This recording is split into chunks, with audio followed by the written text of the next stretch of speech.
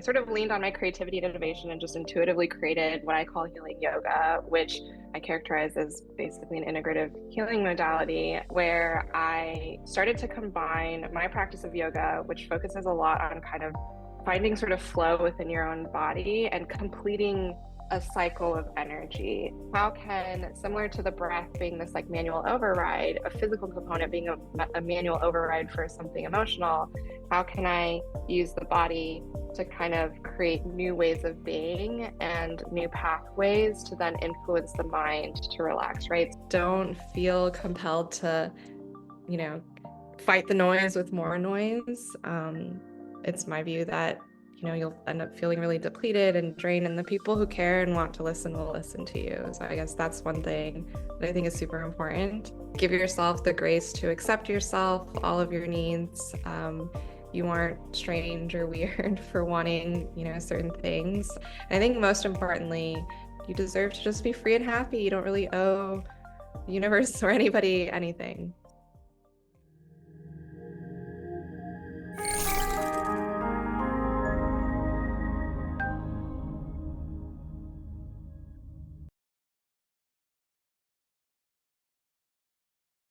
Hi, everyone. Thank you for tuning into another episode of the HEART2CORE channel, a space where inspiration intersects excellence.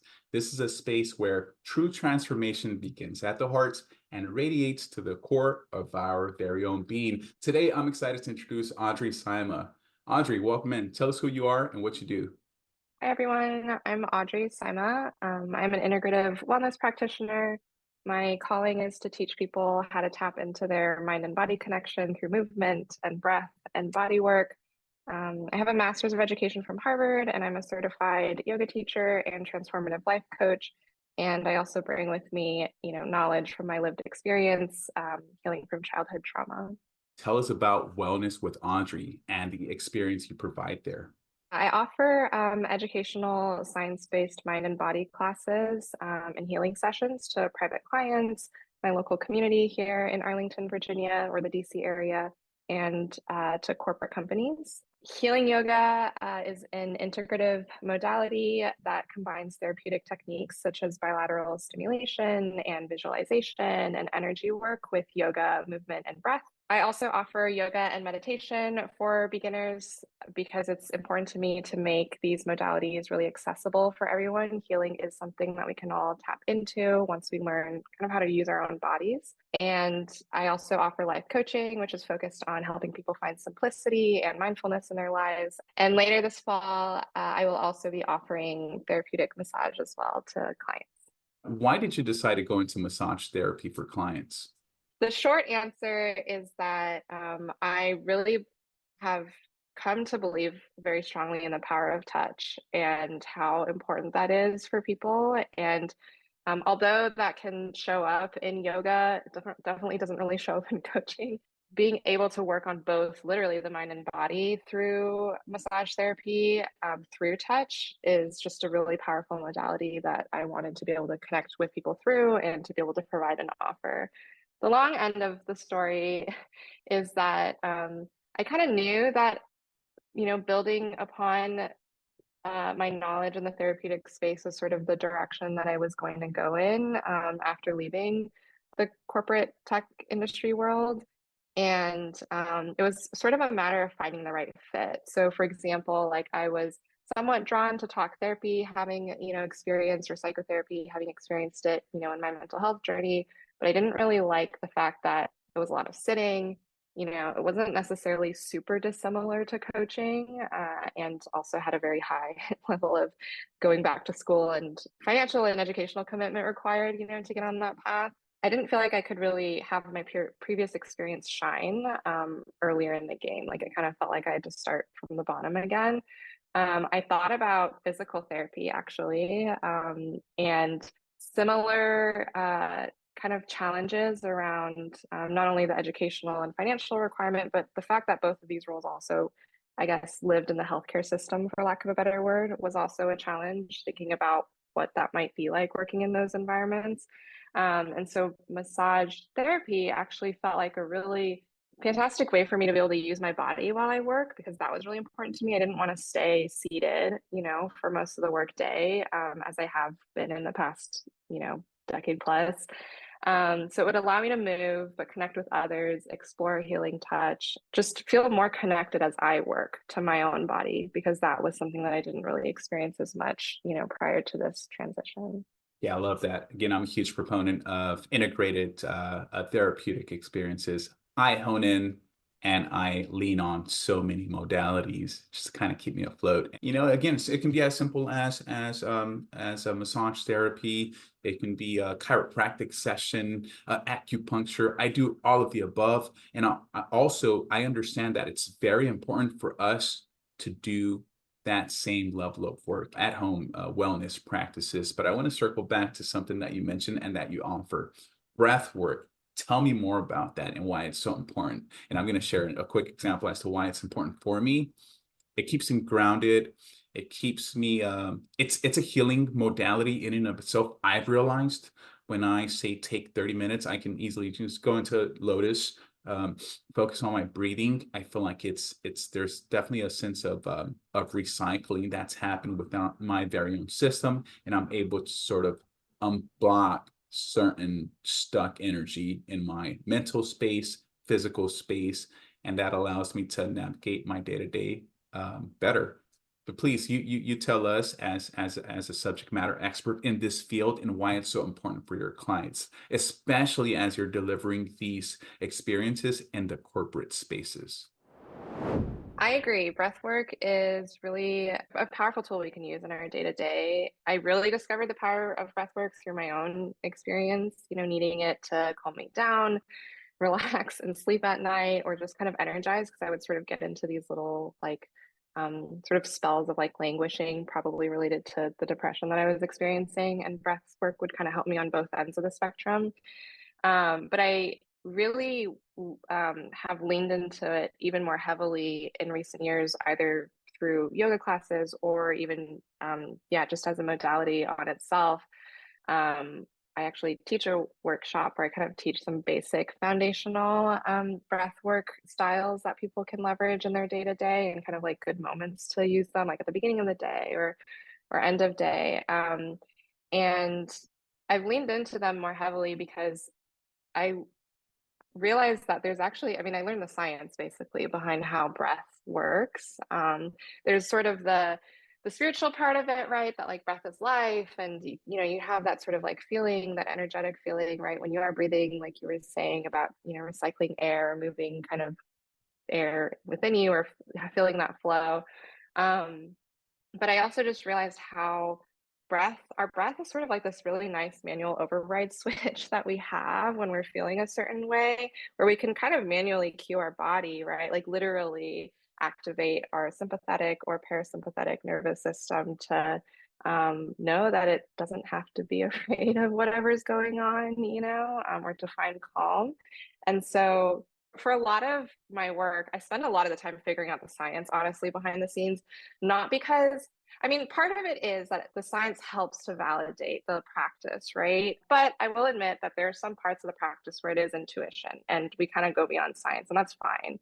But I do feel like at minimum, a lot of these tools, because they're so connected to our body, it's so valuable to learn, for example, how our lungs expand and how it massages our organs, actually not our lungs, but our diaphragm, and how it massages our organs, and there's such a physical component to it, that I feel like in many ways breath is, once again, a very key mind and body modality, even though it's just the physical act of breathing and it doesn't seem that impactful. And I should also add that it's also, for me, my philosophy, at least around healing or therapeutic modalities, is that it should be really accessible, and that's kind of why I love yoga and breath and massage too. But it's all tools we have, right?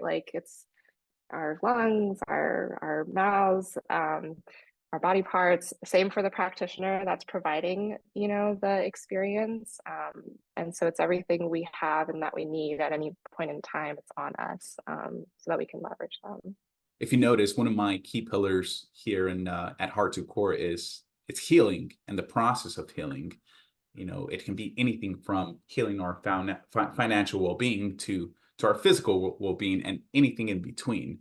And for those that don't know, the reason why I have to triple down on breath work and breathing techniques is because I have had a deviated septum because of physical trauma that happened in my nose. I do have a broken rib that I have to, navigate on a day-to-day basis. So when I jog, I often feel this piercing sensation in my lungs. So it's also impacted the way I do physical activity.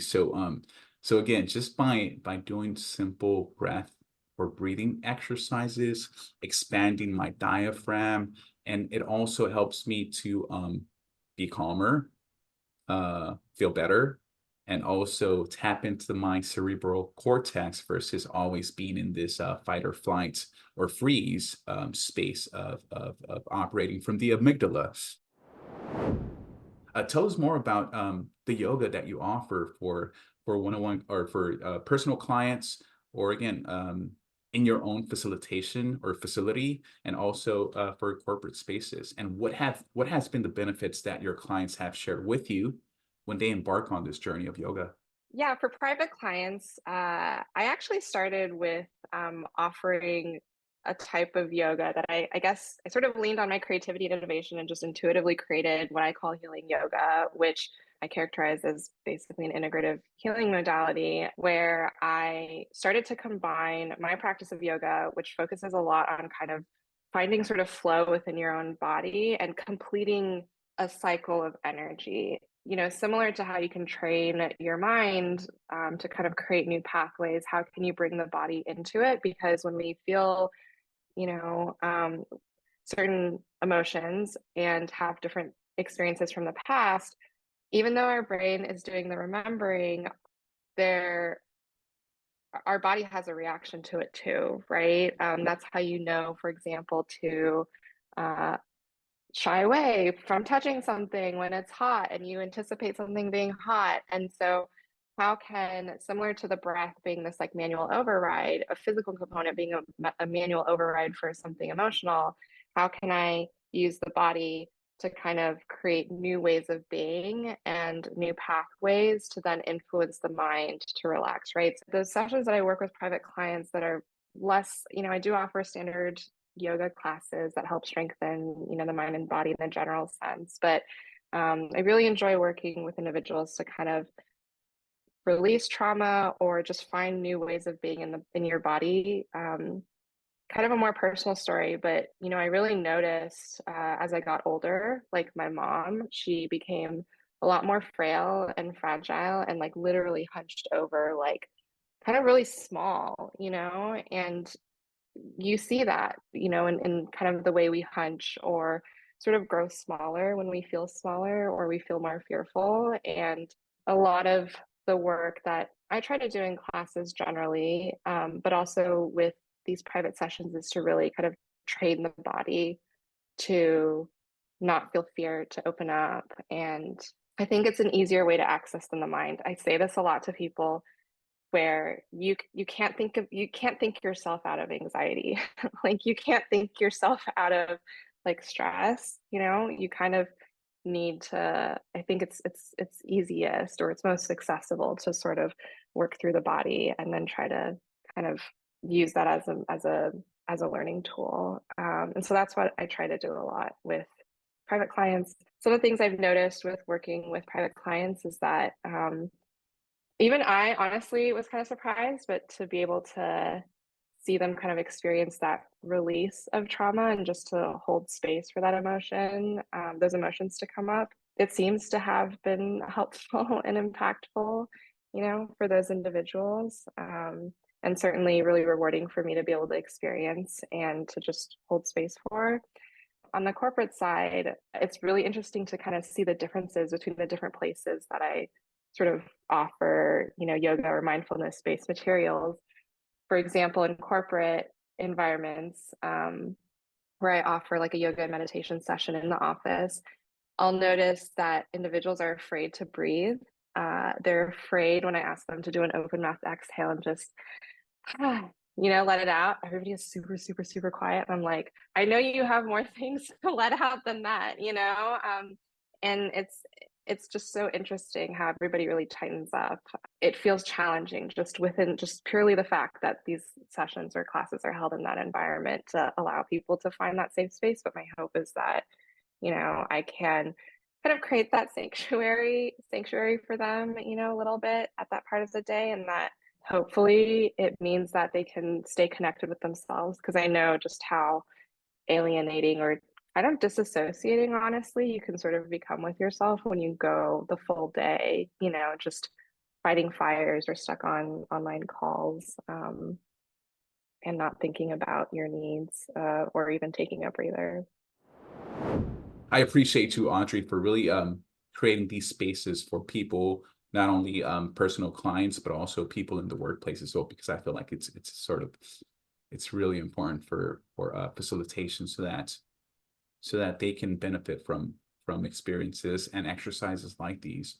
I mean, I can't tell you 99.9% of the time when I do something like this, I always end up leaving a better and relaxed person, whatever that is, whether it be a Tai Chi experience, a yoga experience, a breathing experience. I'm always feeling better post session, always. Really, nothing more, nothing less. So, yeah, does it take time, energy, and effort to do this? Yes, but the benefits are endless. I love the fact that you're putting the healing in front of yoga, because the body remembers, the body stores. And if we're not processing that storage, if we're not doing the decluttering, so to speak, we will be moving differently, that's for sure. And that's the reason why I tend to sort of engage in a lot of stretching if and when I can. Again, a meditation in motion, like Tai Chi. I'm a Tai Chi practitioner, so it helps me do just that. And it also enables me to do a little bit of that breath work. Again, I'm just a much happier and joyous person. And I understand we all are, I don't want to speak for a week, but I've gone through some, again, as described, some layers of trauma, whether it be psychological or physical. So these modalities help me navigate life better on a day-to-day basis. So Audrey, tell us, when was that moment of realization when you decided to go from tech to wellness with Audrey, and what were the key steps you took to get there? It was a journey for me. I honestly loved the roles and the jobs that I had, every single one of them. There wasn't one where I felt like it was a mismatch in terms of skills, or honestly a mismatch for any other reason except that I just did not feel emotionally happy, or that I could be my authentic self, or that I felt a sense of belonging, in any of the environments that I had been in. That was kind of a nugget, right? That like, or a seed that like was planted that I was sort of searching for with each job change. At some point, I kind of became stuck, because beyond just sort of the lack of feeling a sense of belonging, or that I could be authentically myself, I couldn't think of what other work environments to try at that point in time, within the scale or the way in which I wanted to kind of help people through creating learning experiences.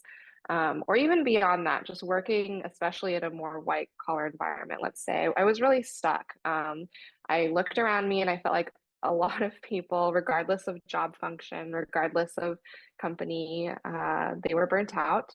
I looked at blue collar jobs, for lack of a better word, and it looked like people were burnt out there. Go to the pharmacy. I don't know why I have this memory of filling a prescription at Walmart, or sorry, at Walgreens, and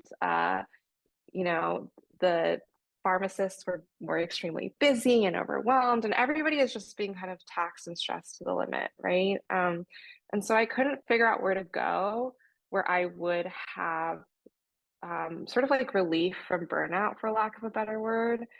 And so that's kind of where I think I really, really hit a wall and had to take a mental health leave, for myself to figure out what was next. Again, I didn't feel like I had a lack of skills that I could use or enjoy using, but it was really the systems or the environments that I was working in that didn't feel like a fit. And I thought about going into teaching, which was, sort of my first love. And as we know in the US, teachers are extremely burnt out. In healthcare, right? People are really burnt out. Even psychotherapists are burnt out. Uh, Thought about nonprofit work because I have a passion for international development, and people are also very burnt out in those places. And so I actually took a little kind of like career transition class or workshop to sort of figure out what to do. Um, I actually never wanted to start my own business. I feel like that's something I kind of have to tell people because I feel like everybody thinks that like I was just waiting for that moment to like start my own business and go rogue. And truthfully, I kind of feel like I ended up starting my own business because I didn't really see another way forward where I could be myself and um care for myself and like love myself and be my creative, just who I am. One of the things that stands out to me too is like I really learned from taking a step back that I was spending so much energy trying to project this like strong and um, I don't know, just this like really strong, and I don't know what other word to use except very masculine person. I was recently listening to an old podcast from Brene Brown and Vivek Murthy about just, they were talking about like how much energy it takes, how like exhausting it is to like be someone you're not, and like that's how I felt. Not in a crazy way, like foundationally, I was still me, but I was just showing up and having to project so much energy to get things done and move in the way I wanted and to protect myself. And I, the me that you're meeting today is very different from the me that, when we first met. But I kind of realized, and sort of this metaphor that came up when I was working with a coach of like, I'm like a soft yellow little baby bird, and I want to be able to be that way. And to honor that and to not feel scared. And I am a sensitive person. I am someone who values softness and being quiet. And yeah, the only way forward I felt like was kind of doing my own thing, since one does need money to, survive. But doing my own thing involves a business venture. But I really, for a long time, and still kind of do shy away from the words like entrepreneur or entrepreneurship or wellnesspreneur is, I guess, the term that people are using now, because I always had this idea that starting your own business is like hustle 24/7. And I'm like, if I wanted to hustle, I would have stayed in my corporate job. I wouldn't have started my own business. So this year, or kind of like end of last year when I sort of started, to plant the seeds for my business, has really been this self-exploration, part of it through the lens of my business of like, how do I be this quiet, gentle, soft person and like create a business according to my values. And that means, not going around and chasing people, not throwing my energy out there and doing a ton of like advertising or marketing or, content creation and getting on social media. I'm not a social media person anyways. But just how can I sort of, my mantra for this year is sort of be still, so that people can find me. Because if I'm running around, like people are not going to find me. And that's very contrarian to a lot of the advice I've gotten for starting my own business. But I am in the process of growing my belief that, the people who vibe with you, like they'll find you, and those are the people you probably want to work with anyways. And everything's going to be okay. Yeah, the entrepreneurship part or starting a business really, for me, has been creating my own experience. And if it's sort of, if there's that connection between me and an audience, great. If I'm targeting that one person or persona that can benefit from what I'm offering, fantastic. But the idea here is the persona that I was targeting for Heart2CORE was Emanuel, right? So I was creating a safe space for myself, creating a space that I can be innovative with my own thought processes and create my own initiatives that would serve not only myself but for others. Oftentimes, when you think of creating a business or company, you have to tailor it for that one specific audience. But I figured if I'm going through something, if I'm creating my own solutions for myself, I know it can serve others as well. So that was the idea behind Heart to Core. Heart to Core, the initiation process of the idea, started around 2018 when I was thinking about how large companies operate and get established. And obviously, yeah, they're mission driven. They start off with the vision. So I began to explore what's my vision, what's my mission. But I began to lean on core values. What are my personal core values? And it was an everyday process. And that's when I began to, explore the notion of self-discovery. I began to explore what were my personal core values. And of course, that can be expansive. It can start off with, 5 to 6 to even 10, and you can begin to develop core values for specific arenas in life. So my 6 core values, the first one is gratitude, intention, purpose, strength, impact, and healing. And go figure, why is the last one healing? Would I was speaking with one of my great mentors. He was like, isn't healing supposed to be the first? Yes, but unfortunately for us as people, we tend to tap into healing modalities once we've experienced some sort of breakdown or struggle or burnout. We begin to tap into those modalities, and it becomes a hopefully a healthier cycle thereafter. So yeah, and I say all that, Audrey, to ask you, do you have any personal and company core values that you can share with us? It's funny, I've actually spent the last couple of years, it's like every year I would revisit my values, and I would make values and do the values exercise. And I think I've kind of reached a point in my life where I'm not striving for anything. And I know that like values are not necessarily about striving for something, but I feel like in a weird way, I'm sort of allowing myself and my intuition and the present just kind of be my compass instead of the values. Because, like, I'll give you an example. I probably have this in some notebook somewhere, but like, beginning of last year, I'm pretty sure what I had on my values was like peace, you know, beauty, like I think pleasure was probably one of them. But even having those values, I feel like it made me kind of strive for something, like strive for peace, or like strive for like something's wrong if I'm not able to relax or find pleasure. I'm not living according to my values. Like kind of like there's this like judgment in it of I'm doing it or I'm not doing it. And I guess I've kind of, it's so funny you asked me, I haven't thought about values in like a good couple of months actually, like since I went on leave. Just kind of threw all those things out the window. Um, Kind of a realization moment for me, I guess. I'm trying to just let every day be as it is, and I'm not trying, like I'm just practicing being, and being For can be so sure. neutral.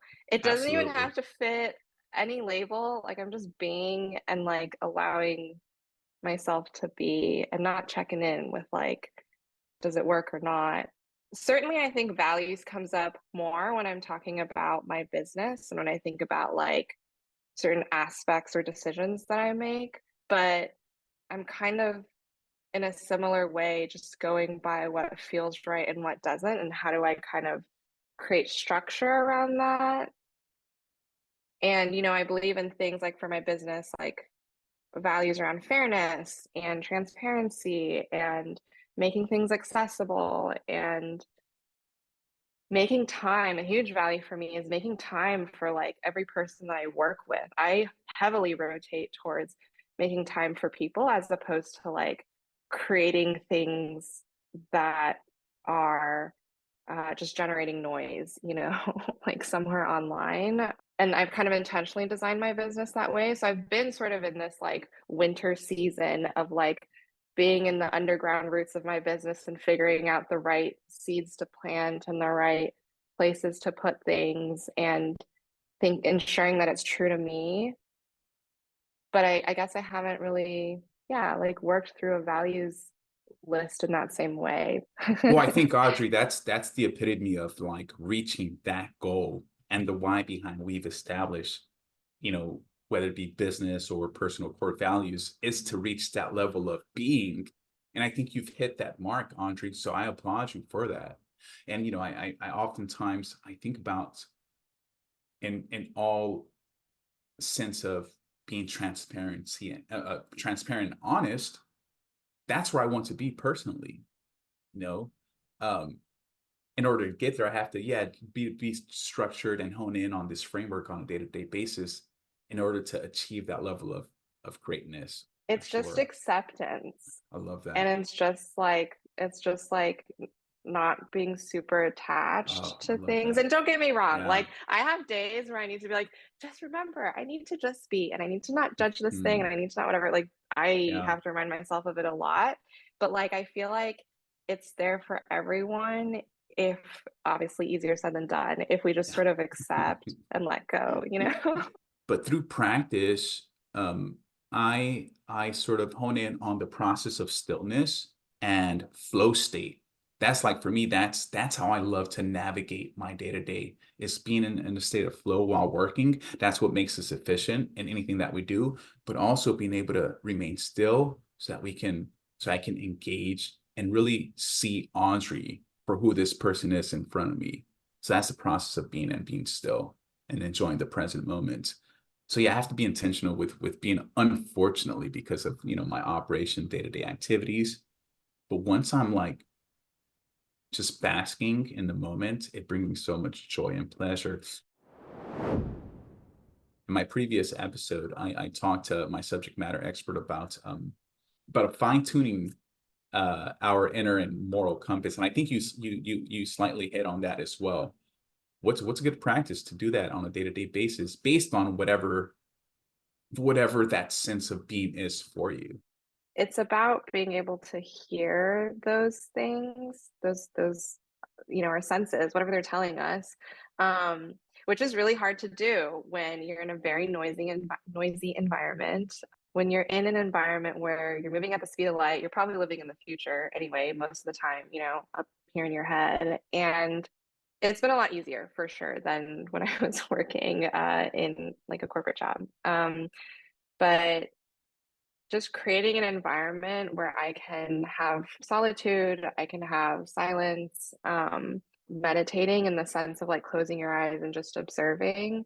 I do a workshop around wandering, which is actually something I practiced a lot on my mental health leave. I just kind of like fell into it. It's not like I was reading books on how to wander and, achieving some sort of way to do it. But I just kind of tried to be present. And if I felt like going down this path, I felt like going down this path. I would just let myself kind of get lost and I don't know, just follow wherever and to not need to find logic in it. That's something I kind of try to help people practice is just if you feel called because the sun is in this direction or because you heard birds or for no reason except that you felt like this direction was right, just going with it and it's okay.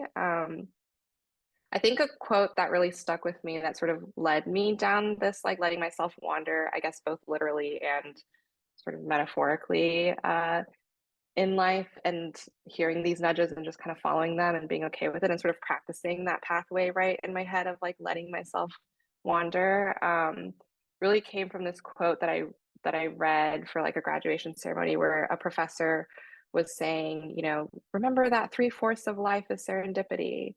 And, just kind of like letting go of that control and the illusion of control that we have, because the compass is going to spin in whatever direction it wants.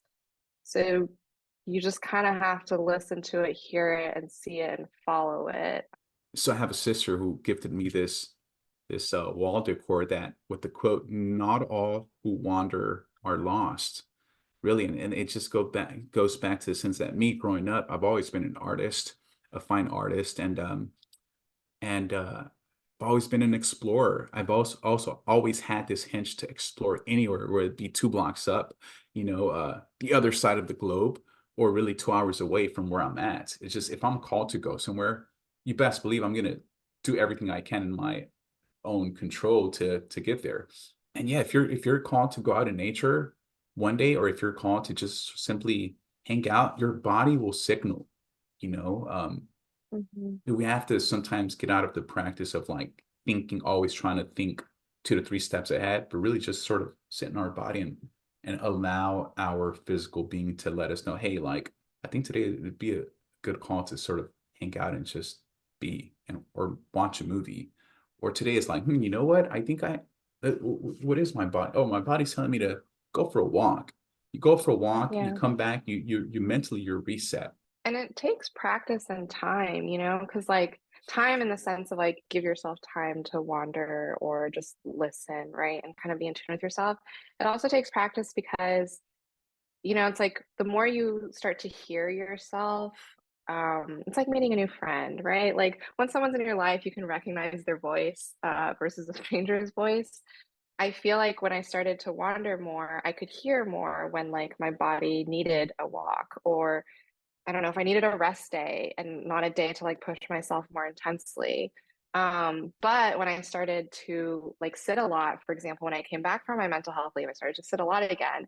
I noticed the voice gets like quieter and quieter and quieter. And suddenly I'm capable again of sitting, 5 to 8 or whatever hours.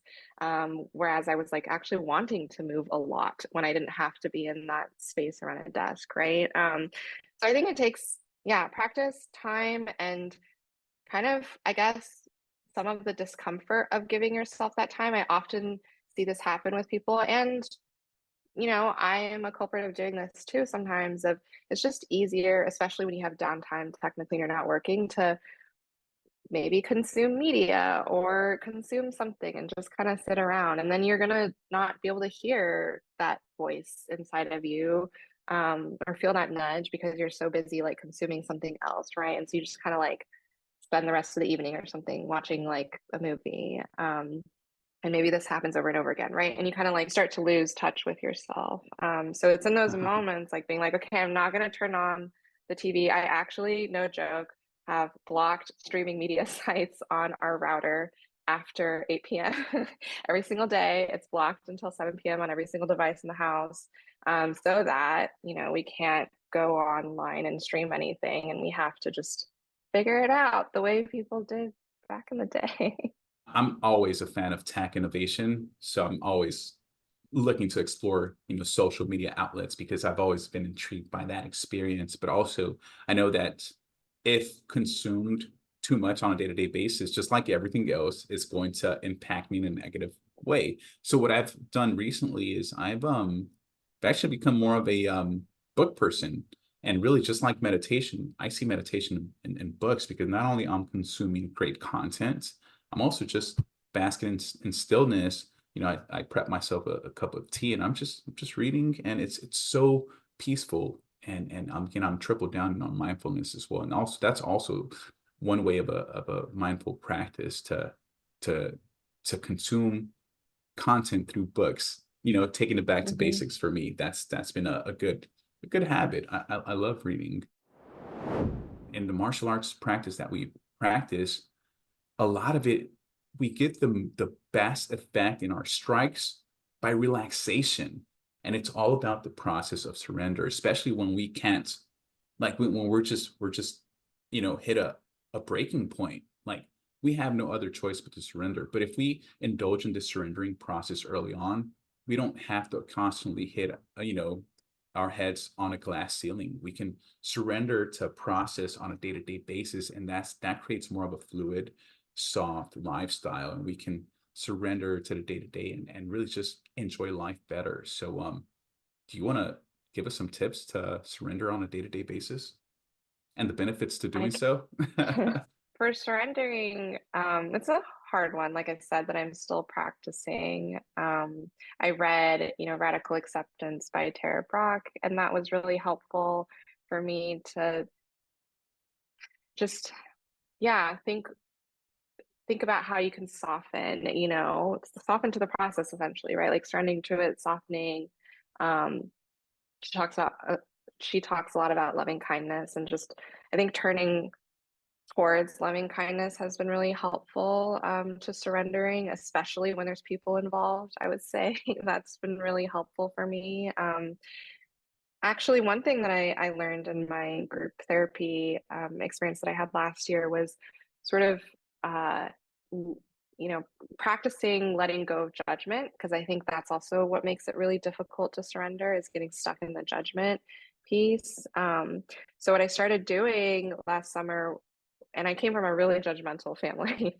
They still kind of are. So, I'm still got a lot to let go of there, but it's like just transforming a judgment into a description, right? So, for example, I might have been driving behind someone, getting annoyed that they're like going so slow. In the past, might have been like, oh my God, why is this person so slow, right? Like, oh, they're so annoying or whatever, right? Where this person doesn't care about the people behind them, that kind of thing. And kind of just instead of like trying to tell myself, let go of the judgment, don't judge, right? Like you can tell yourself as much as you want. It's not going to just go away and disappear. I started rephrasing them out loud as descriptors of this person is driving below the speed limit. This person is driving slower than I am. Do you know what I mean? Like just things that are kind of more descriptors. And I kid you not, just practicing that over and over, even for like mundane things like that, I feel like it really changed my mindset around not reacting really quickly and just having a neutral viewpoint. And then it's like, okay, I can just the majority of things go when, I can get to that point. And I have to keep reminding myself, it comes back. I notice when judgment kind of comes back and I have to go back to descriptors.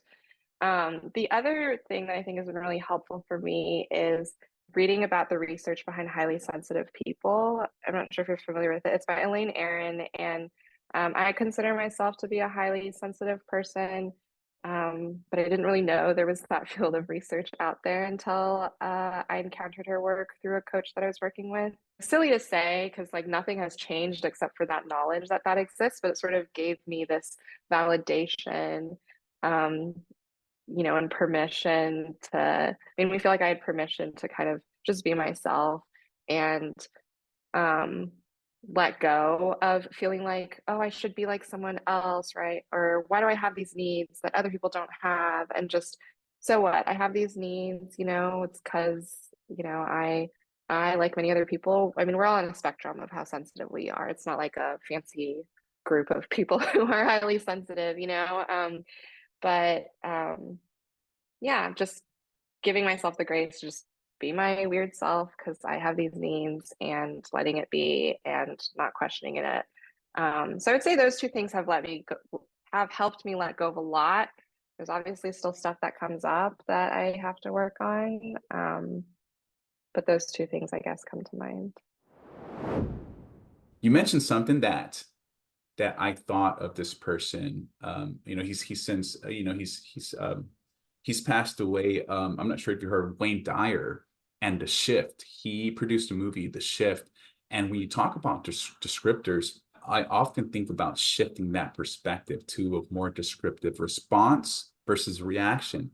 And I think his film, The Shift, is very powerful in that sense. And I think, like you mentioned earlier, the change can always be subtle, and I think that's where the most powerful of changes go into play or go into motion. Is that sort of ripple effect of making those subtle changes. They're extremely powerful and beyond impactful. So something as simple as Wayne Dyer described, having that shift of perspective goes a long way, and it takes a lot of practice, of course, because again, I used to be a very reactive person, and I had to triple down on practices so that I can be more responsive to scenarios. One thought, too, that I guess I would add to the whole, kind of shifting mindset piece is that I do feel like words are really powerful. They are literally in the sense that it's how we communicate and everything, but words are kind of like we have a dictionary in our head, right? And there's like commonly used words that we pull from, right? And our mind likes to go to those. And we love sense making as people. Even if it doesn't make sense, we want to find sense in it, and create our own sense in it. That's just how we are as humans. And so, I feel like a lot of that process of learning to describe or shifting the words you use, right? Like, or changing your reframing your view, changing your view about it. It really is kind of like restructuring and shifting and sifting out words that maybe were kind of harmful for you from your mental dictionary.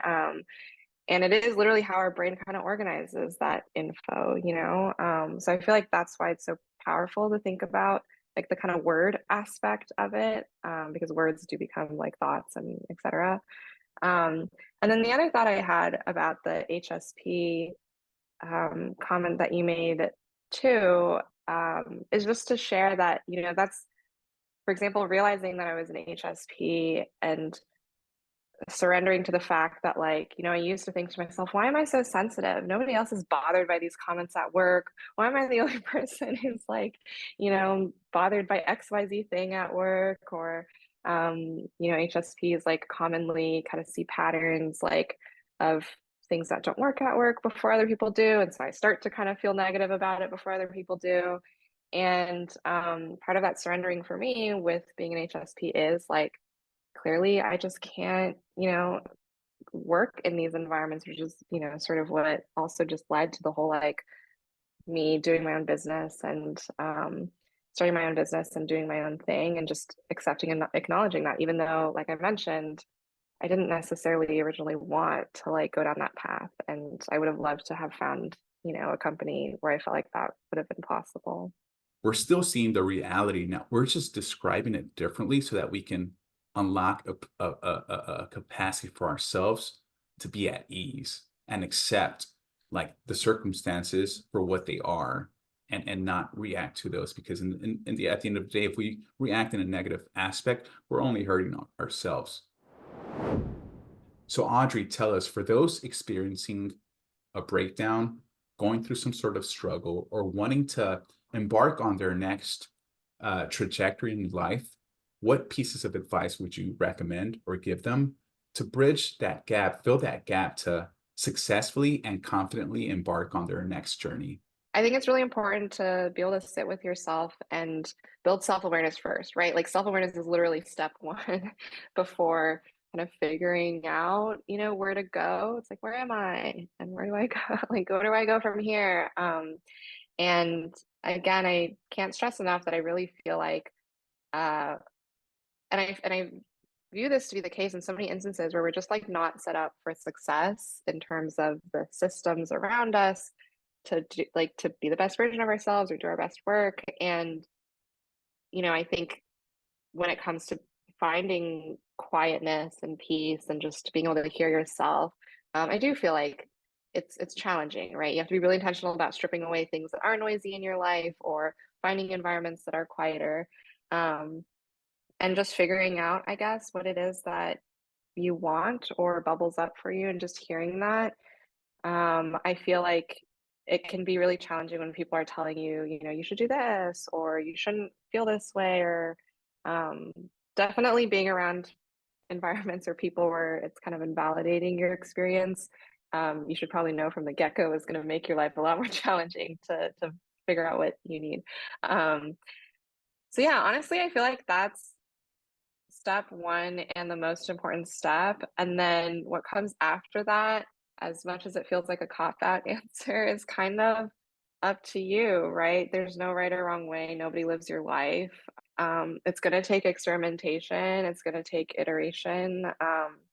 I personally found coaching as a modality to be super impactful for me to help with each iteration. And at the beginning, like, start to help me like evoke, my own awareness of where I was and what I needed, and just like mental models that I had that weren't working for me. That's honestly kind of why I went into coaching, because I felt like it was such a impactful modality. Just being open and vulnerable with yourself first and foremost. There's a sunk cost fallacy to some degree, right? Of like keeping things the status quo. And you at least know for sure that nothing is going to change if you do the same thing, So, like, as scary as it may seem for some people to take the next step, or there's always other things that get in the way, I guess I would encourage people to just prioritize themselves. In the age of noise and trying to reduce that noise, I think for me, that has helped me a lot. Having boundaries, or healthy boundaries, let's just say that, because I think it's important to, to immerse yourself in community and connection, but also carving out that space to have those opportunities for assessing not only yourself, but what we want next in life, and making it from a space and I talked in my previous episode of not overreaching, but stretching ourselves for that next opportunity. And hey, if we're going through a struggle, it's okay to take a moment and pause, reflect, and assess. And really, I'm a fan of journaling, so I tend to like write stuff down as well, and sort of map out what that journey may potentially look like. And sometimes I say, hey, you know what? I think I'm kind of chill right now. Maybe I was just having a bit of an emotional moment. Now it's time to just sort of reassess myself. And hey, I think I'm chill right now. And if I do want that change that I want to see in my own life, then I can sort of map out what's it going to take and have smart goals to get there. I think it's really hard to prioritize yourself, right? It's like easier said than done. And I guess if you feel like, I think this is important, if you feel like you're consistently not able to prioritize yourself, one thing I learned is just having good intentions is not good enough, right? Like, in terms of like actually making change happen. Like you can have the positive intention to prioritize yourself, and trust me, I have been that person, and it maybe never happens, and you need something like more intense, for lack of a better word, to support you. And for example, for me, that meant I needed to literally take work out of the equation because I could not prioritize myself with work in the picture. I could not imagine being here today if I hadn't taken work out of the picture, because there was no way in hell in that system that I was going to have enough time, enough space to like even think about how I was going to prioritize myself. I can put as many calendar blocks as I want, but like the system's working against me. So I just think it's really important that I don't know, it can be frustrating if you keep setting an intention that doesn't happen. And so know when you need to probably take more drastic measures, to make it happen. And obviously it took privilege to be able to take a mental health, leave. But I do think there are a lot more opportunities out there that unfortunately in our system, we have to do our own research and figure out on our own. But I think it's definitely worth the energy if you're able to kind of explore what that might look like. How important is it to have an advisory board, like a personal advisory board that you can lean on to help you navigate those circumstances and scenarios? By that, I mean a personal trainer, a life coach, obviously a mental health therapist, and things like that. I think it's important to have a support system, no matter how big or small that is. And I guess I'm leaning away from advisory board only because I guess I'm not 100% sure what that means, even from my context. And I can share a little bit about why I feel a little uncertain about what that means, because for my whole life, really, I've been kind of relationship poor. And what I mean by that is like my parents didn't prioritize me having friends growing up. They were very fearful of people. They didn't really prioritize friends. I was very much in the mindset of career, school, ignore relationships. Not that I didn't have friends, along the way, but it was always kind of secondary to other things in my life. And so I kind of found myself, at a point where sure I have friends, but I didn't really feel like I had a very strong level of support from anyone, honestly, beyond my husband, basically. And even for that, I'm very grateful for. But even then, he can't do the work for me, right? And he's not me, and he doesn't you know. So I guess what I mean to say from that is that I had kind of a lonely experience throughout my life. But what I kind of learned from that is to really listen to yourself, for better or for worse. Didn't have a ton of noise from friends telling me different things. And I think there can you can get a lot of knowledge and support just from yourself. And if you have even if it's one other person or two people, to give you their thoughts based on what they know about you, it can be really helpful. But at the end of the day, they're not you, and they didn't live in your shoes. And so I'm not sure. I think for a lot of people, an advisory board would be really helpful. I guess I don't think it's completely necessary, although, of course, there's support to be had there. What I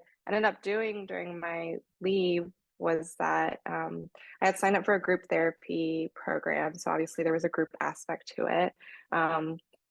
in a way, I guess that served as a sounding board, even though it was, people that I hadn't really met before, didn't have a super deep relationship with. Um, and I also went to my local yoga studios.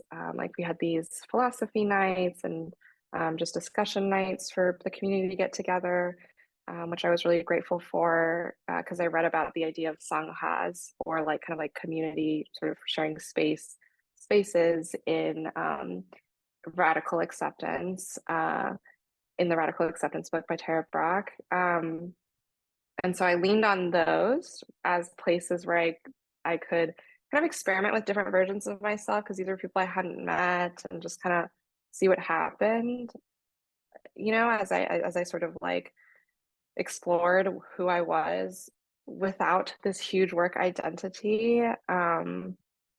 I kind of just focused on listening to myself. We're hitting on three different segments of support system, right? The first one is the individual, and that comes through, for me, from my experience, it comes through the form of faith, right? Or whatever practice you may have in that regard. The second one comes with immediate group and support group systems, right? Which you've honed in on so well, and the why behind it's something that will benefit you. The third one is community involvement and support group, and I think that's very important as well. That's where I sort of engage in the experiences of Tai Chi, and you have those physical fitness groups, and some dance classes as well, or meditation groups. So it can go soft, and it can go something much more active, or a jogging group. And I think that's very healthy. And I guess the overarching theme here is outlets, somewhere where we can sort of have that sounding board. And so an advisory board, I think they approach feedback from that non-biased approach, especially if you have, hey, I don't want to sound too cheesy, but especially if you're sort of stretching yourself for the next golden objective. An advisory board serves as my accountability system, and everything else is acceptance system, like you mentioned.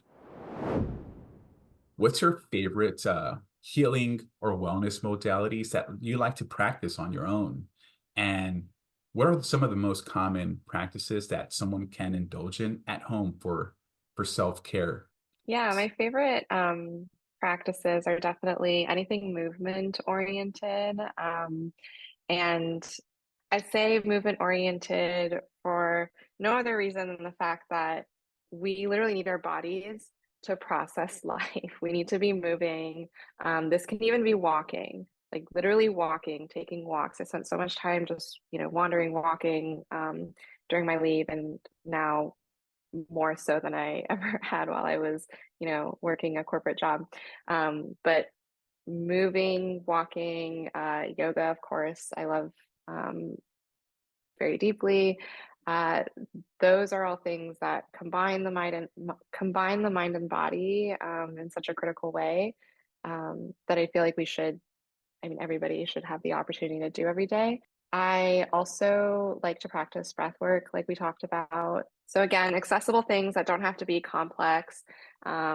Breathing to relax, breathing to feel more energized. You don't have to buy anything. You don't have to like download a special app. You don't have to really do anything, but just do things with your body. Even chores and enjoying the pleasure, as weird as it sounds, that's something I discovered finally recently, of doing the dishes and doing laundry, things that we kind of try to automate out a lot in our life, which is really funny because we're like automating out all these pleasurable things that bring us back to our body, right? Like we drive everywhere. I'm fortunate that I can walk a lot of places in the city, but yeah, anything with, doesn't have to be intense movement, or going to the gym, just gentle everyday movement. That's pretty much what our ancestors were doing in the past. So I love that you mentioned gentle movement. Say, for example, if I indulge full time in my work, and sometimes those happen where my workload will increase, I notice that my body sort of like tugs at me, like, hey, like maybe you should start doing a little bit of walking or something. But it again, like you mentioned, it doesn't have to be anything strenuous. It can be 10 to 15 minutes of of mindful walking. And notice that I said mindful walking, meaning once we do engage in walking, we should try our best not to think about, I agree. priorities, or work stuff. Yeah. I'm still in tech, and but I've struck a balance between like really getting efficient in my day-to-day job roles and responsibility, and also learning how to have that space for wellness and physical activity, or even mindfulness and stillness. So I am glad that you feel like you found that balance. And I'm obviously not you, I'm not in your day to day.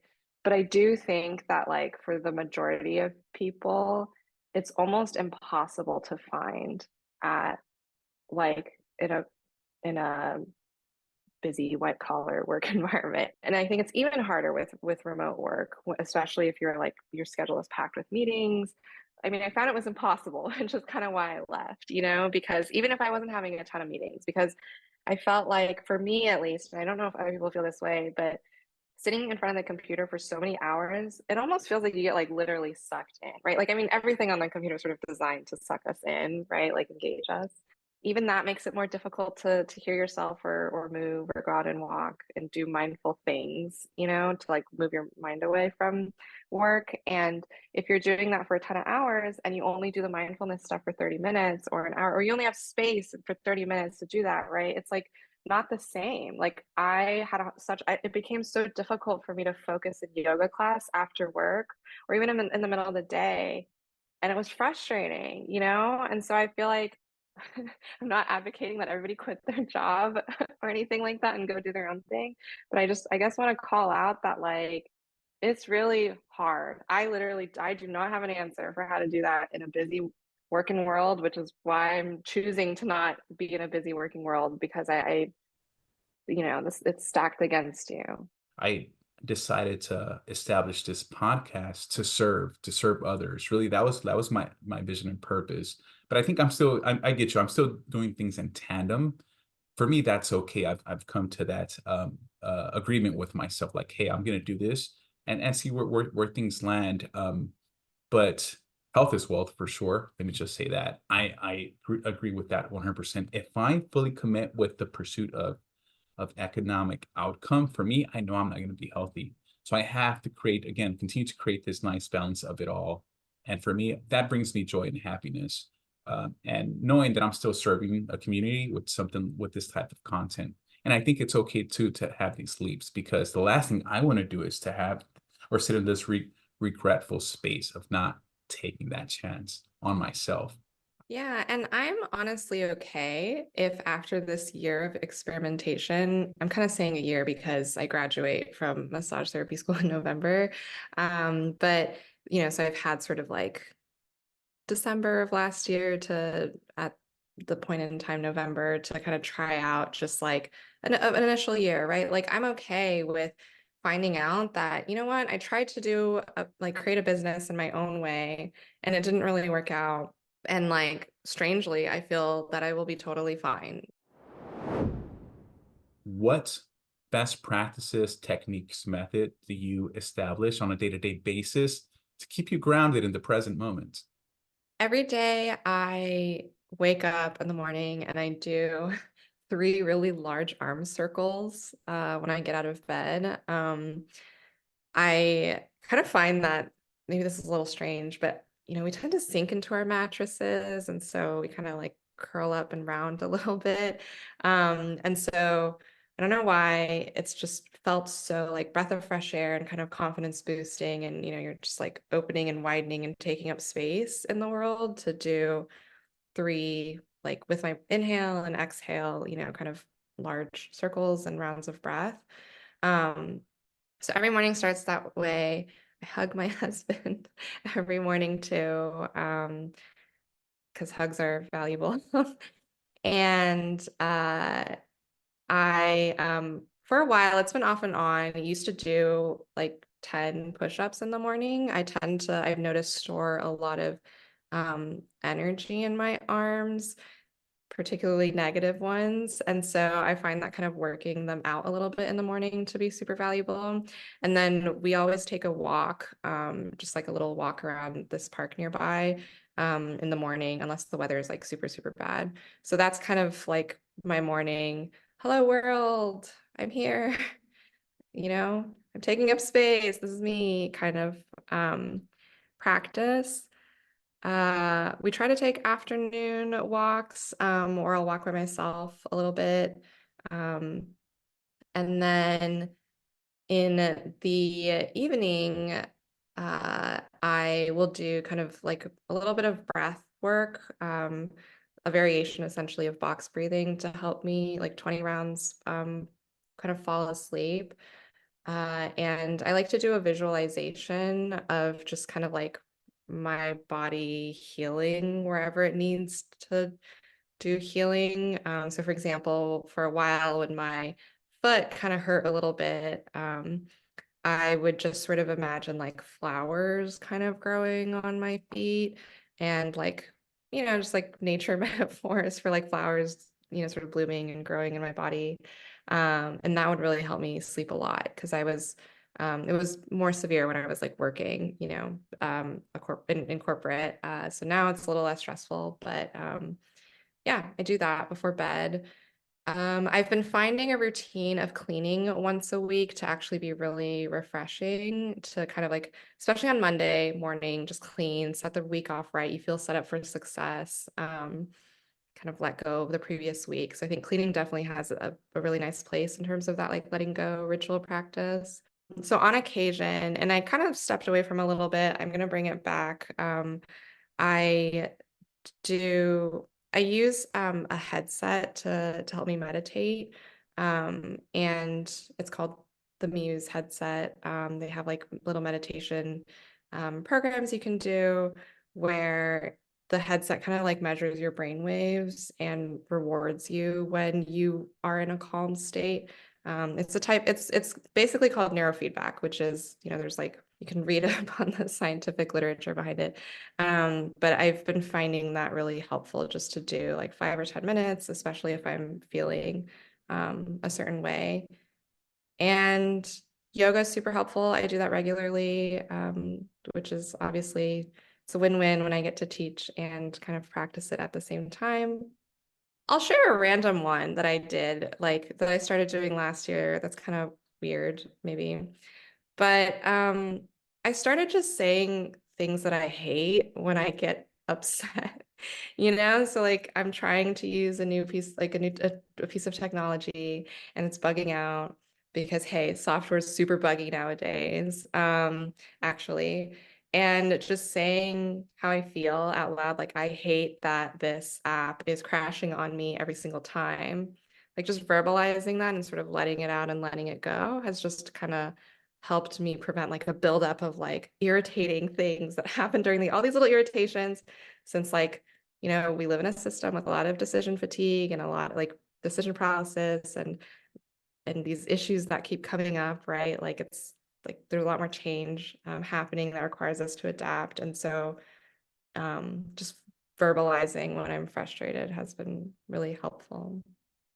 Becoming more social conscious of what you're feeling, pinpointing where you're feeling that, and applying a sound to that, even if it's vocalizing what you're experiencing, has been, I've come to find out, very beneficial for a lot of individuals, to get through that, and they'll ultimately live a better lifestyle and live above the surface of those emotions, right?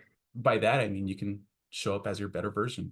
What's really funny? I really learned this through my kind of through my journey that your body has all the knowledge it needs, right? Meaning, like to your point about vocalizing, like for example, one kind of breath that we do to kind of release, like pent up energy and emotions or whatever is like lion's breath, where you go like, with your tongue sticking out and you kind of let out, right? But it's like when we're frustrated, you naturally go like, you naturally touch your head, your forehead, right? You're like, oh my God, that's so annoying. And your body kind of, I mean, what you realize in a lot of these healing modalities is the same places you might touch, like provide some healing touch to, or the same sounds you might make or actions. They're things that our body naturally does. It's just we don't really often let it do it, right? Maybe because we need to stay sitting in a chair, or we can't make noises because we're gonna confuse everybody around us, right? Like it's kind of just like freeing these things that we already, or like our body already knows.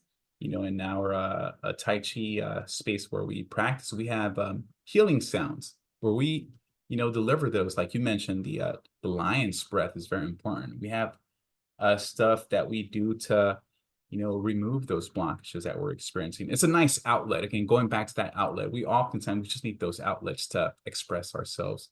And we can do this in a variety of ways. For me, for example, again, I dabble in songwriting and music making, but for me, being able to vocalize what I'm writing, it's an outlet. And I oftentimes end up leaving a better person, or just a relieved person. Going back to that, it's a release. That was the key word here. We have to release those emotions through an outlet such as vocalization. And something as simple as like hugging your partner on a day-to-day basis. I mean, you can only imagine the type of relief that happens in that experience. By relief I mean feeling safe, right? I think that's what I can put, or feeling nurtured. I think that's very important. Box breathing for me has been so important. That's my personal grounding technique. The most simplest of forms is just being able to wake up, do it in the morning, and also at night. I like to sort of meditate and focus on breath. Body intelligence, I think, is very important. I think we have all of the info that we need to sort of thrive in life. I also like to, look back and look forward, not to, ruminate or step into like this sort of planning stages for what's next, but really to get playful with those two concepts and notions. Are there any words of wisdom that you like to tell your previous version of yourself, be it 18-year-old self, 25-year-old self, whatever the case is in that regard? Any words that you'd like to share and reconnect with that version of yourself and honor that person?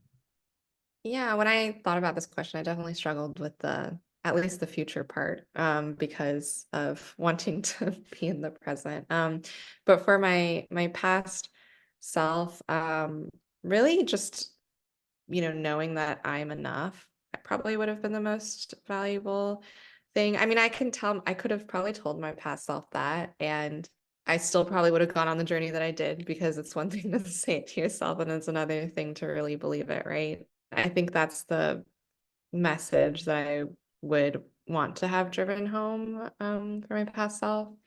Anything necessarily that I would want to say to my future self, I guess.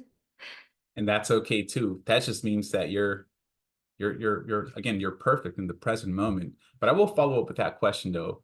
What's next for wellness with Audrey?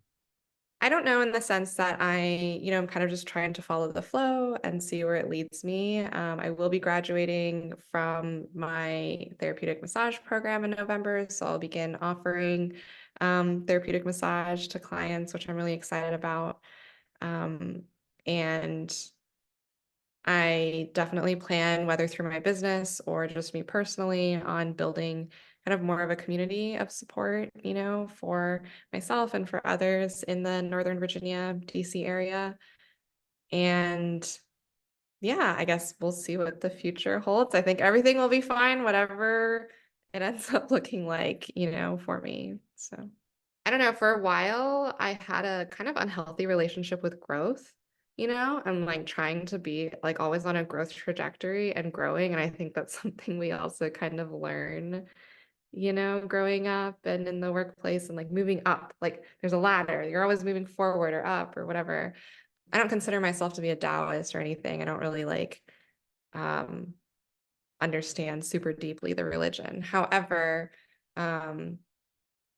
or spiritual way of thinking, kind of whatever bucket you want to put it in. I have been really enjoying playing with this idea of kind of accepting yourself as, I guess, what they call like an uncarved block. In other words, you know, however you are, you just are, right? It's like it goes back to the whole like just being who you are and just being. And there's no like growth, there's no trajectory. I mean, it kind of naturally like might happen, but I just mean like not, I don't know, I feel like there's like some striving and growing, if that makes sense. And just kind of like letting things be. And so I feel like it's okay to like not grow, you know, for a bit and just be. And whenever that looks like, it's okay.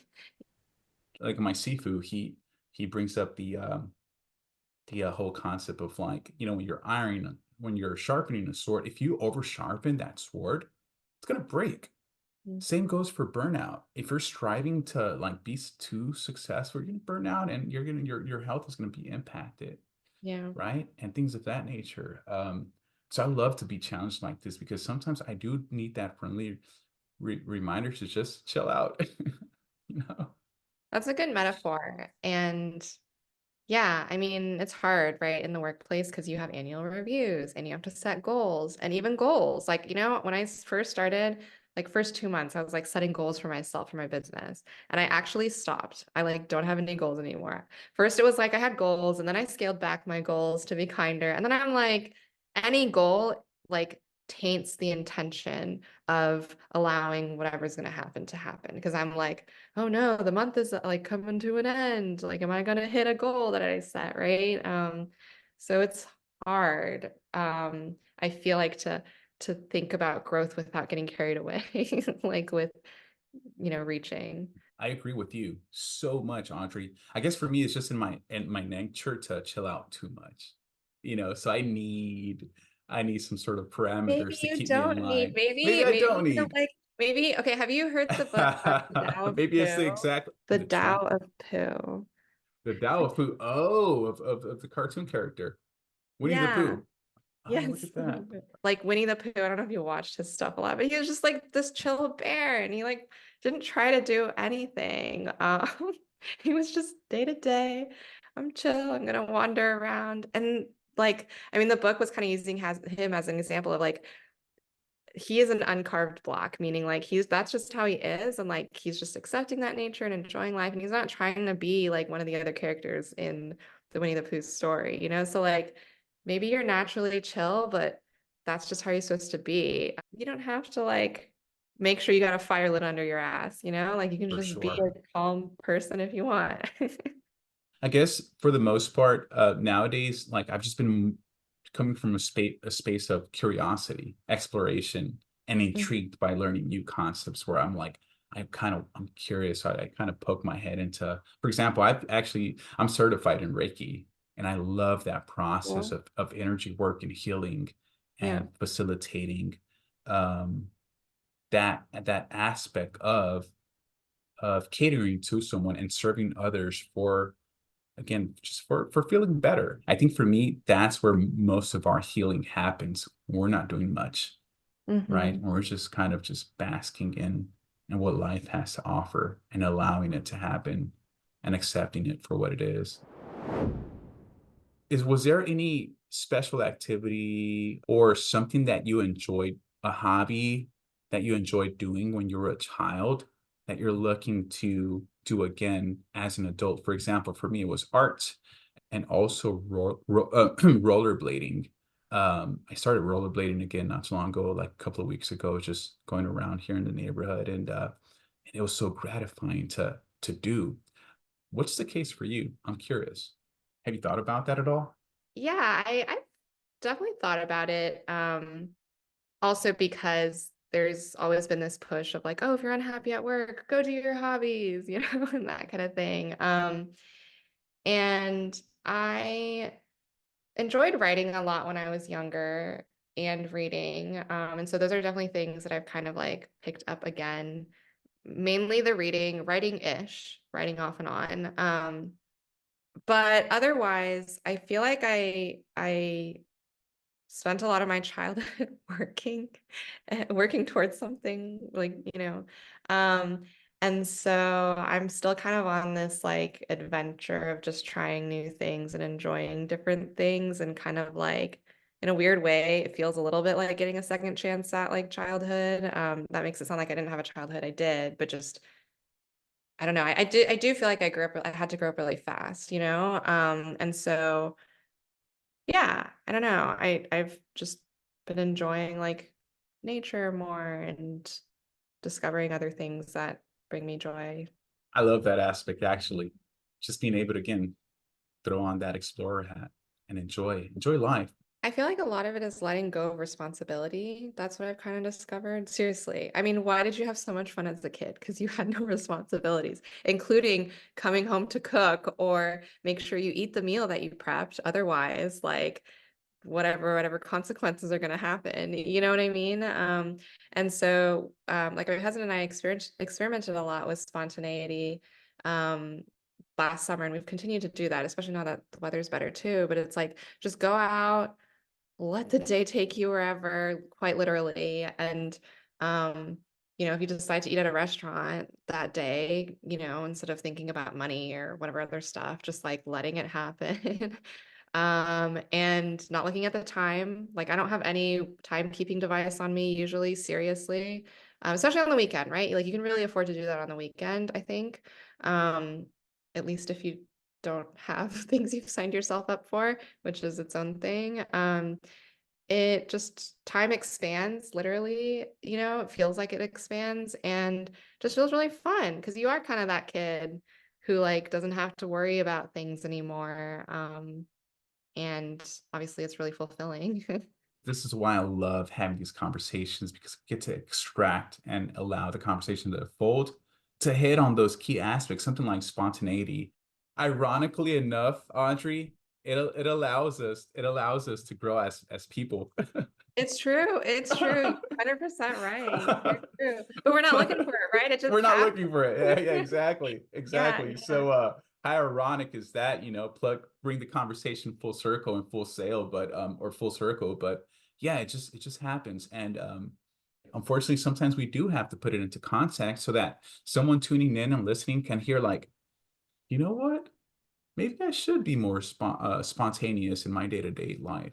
I think for me, it unlocks growth, it unlocks opportunity to connect with others, and it allows us to get to know ourselves at a deeper level. Again, in context to what this platform is all about. But And it helps mindfulness in all the different ways, right? Like I want to like double emphasize the like not looking at time, for example, right? Like that helps so much just with being present. And you don't look at time, you're not like, oh, it's noon, I gotta go eat whatever thing, whatever meal. You just eat when you're hungry. You just eat the amount you want. If you end up only eating one meal a day, which strangely enough has happened a number of times, like when we do a spontaneous day, that's fine. I guess my body only needed that much. once I do say like leave my space and go out into nature, yeah, just time isn't a factor. Spontaneity unlocks experiences for everyone and the Yeah. individual.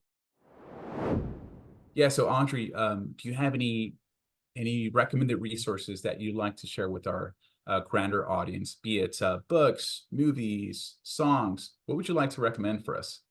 I'll keep it simple to two of my top picks. They both happen to be authors, I guess, so book related. But the first one is The Highly Sensitive Person by Elaine Aron that I mentioned about HSPs. Um, and then the second one is Thich Nhat Hanh, who is a really, famous Buddhist monk who passed away, I think 2 years ago now. I love pretty much every single book I've read from him, and they're all really short, accessible. Like I would say both of these books are accessible, or both of these authors. Thich Nhat Hanh's books especially, I feel like are a very accessible way to think about mindfulness and bringing mindfulness into your daily life, every little moment, right? It's not like meditation too. It's not like meditation is not just about sitting still, listening to whatever tape or app or somebody talk, right? Like there's so many ways to find meditation and mindfulness. And so I really, really, really love all of his books. I guess Pieces Every Step is one that I particularly like. but he has just so many really great nuggets of wisdom everywhere. It's not a difficult read for, like, you don't have to be Buddhist. I'm not Buddhist. It's just very peaceful and accessible writing. Yeah, thanks for sharing those nuggets, Audrey. And yeah, I would let's commemorate this episode to both Wayne Dyer and Thich Nhat Hanh. Audrey, list out any call to actions for our members. Like, where can people find you? Your website. If you want to share your email address, that's fine too. Any handles, social media, where people can see you, view your work, and get to experience wellness with Audrey. I can be found at wellnesswithaudreyt.com. You can sign up for my newsletter. That's where I write every month, kind of about my mental health journey and some of the modalities that I tried, some of the lessons that I learned. I kind of just write about my experience leaving corporate America and the different insights that I kind of gleaned before I left to kind of create that moment of transformation for me. So you can sign up to receive those articles through my newsletter. I love working with individuals who are trying to really own their healing journey and ultimately, own their lives through coaching and yoga. So you can also find the healing yoga that I mentioned, the integrative modality on my website. And I also work remotely or in person with people for life coaching. And you're welcome to connect with me directly on LinkedIn. It's the only social media platform I'm really on. A small story, I tried Instagram, really realized it was a misalignment with who I was. So I have a profile there that is completely, just kind of sitting in the void. So I won't be that much of help to you there. But you can also just email me directly at wellnesswithaudreyt@gmail.com. And I'm happy to respond, answer any questions, or provide any resources to you. And if you're in the DC and Northern Virginia area, I host events and classes on topics like walking meditation or the breathwork 101 workshop that I mentioned, or just enjoying pleasures of wandering and other mindfulness topics. I'm a pretty chill person, and not scary, I think. So feel free to reach out. So Audrey, I'd like to thank you for your time and energy and efforts, really just carving out the space to meet with us and, allowing us to hear what you have to say regarding the wellness space, your experiences from transitioning from tech to wellness, and also dropping gems so that we can, be more mindful of expressing and living life to what it has to offer. Audrey, any final thoughts that you'd like to share with our audience before we sign off with you? Seek quietness in a world that's getting noisier and noisier. Don't feel compelled to, fight the noise with more noise. It's my view that, you'll end up feeling really depleted and drained, and the people who care and want to listen will listen to you. So I guess that's one thing that I think is super important. I also encourage you to just be present with yourself and others. Give yourself time and space to process. I've been amazed so far after quitting my job and giving myself time and space to do tasks a day, that one task or two tasks can fill my whole day, or just meeting with someone can fill my whole day. And then, I spend the rest of the time processing it, but it's good. I'm like really present in every ounce of the moment, which has just been really lovely to kind of go at my own pace and my own rhythm and find my own sort of flow. So I encourage you to do the same as much as you can, and give yourself the grace to accept yourself, all of your needs. You aren't strange or weird for wanting, certain things. And I think most importantly, nothing is your responsibility. Seriously, it's so freeing to just not be responsible for anything except for yourself. Like, you live in, you being happy. Obviously, I don't mean that in the sense of trampling over other people or, not being mindful of how you're interacting with others, but just know that, the only thing you can control are your own actions, and you deserve to just be free and happy. You don't really owe the universe or anybody anything.